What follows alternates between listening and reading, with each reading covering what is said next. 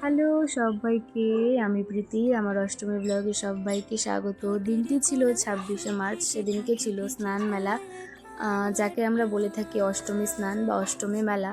তো আমাদের এখান থেকে গদাধর মেলা কিন্তু বেশি একটা দূর না। আর এখানে কিন্তু জানো, অনেক দূর দূরান্ত থেকে যাত্রীরা এসে থাকে মনস্কামনা করতে, বা মনস্কামনা ফলে গেলেও আসে, বা যারা নতুন করে ভাবছে মানত করবে তারাও এখানে আসে। তো এখানে আমরা কিছুজন স্কুটি করে যাব আর কিছুজন বাইকে করে যাব।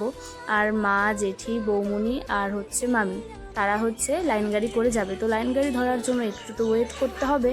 আর আমাদের সাথে যেহেতু স্কুটি ছিল, তো তাই আমরা একটু তাড়াতাড়ি বেরিয়ে পড়ি।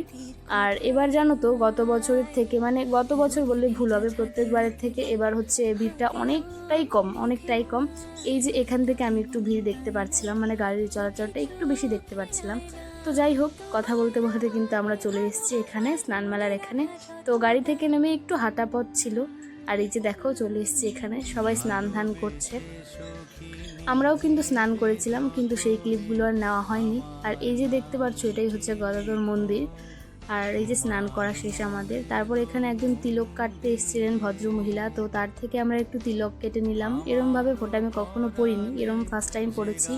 তারপর এখানে কালিমা সেজে একজন এসেছিলেন টাকা চাঁদা নিতে, আর কি টাকা বা চাঁদা যেটাই বলো তোমরা। তারপর এখানে একটু মেলা ঘুরবো বলে যাচ্ছিলাম, কিন্তু এত ভিড় ছিল, মানে ঠেলে ঠেলেও আমরা যেতে পারছিলাম না, এত ভিড়। তো তারপরে এইভাবেই একটু টুকটাক আমি ওখানেই, বেশি একটা দূরে যাইনি, মা ওরা গিয়েছিল, আমি আর আমার ভাস্তি একটু আশেপাশে গিয়েছিলাম। মন্দির অবধি যেতে পারিনি যেহেতু ভীষণ ভিড় ছিল। তারপরে আমরা বাড়ি চলে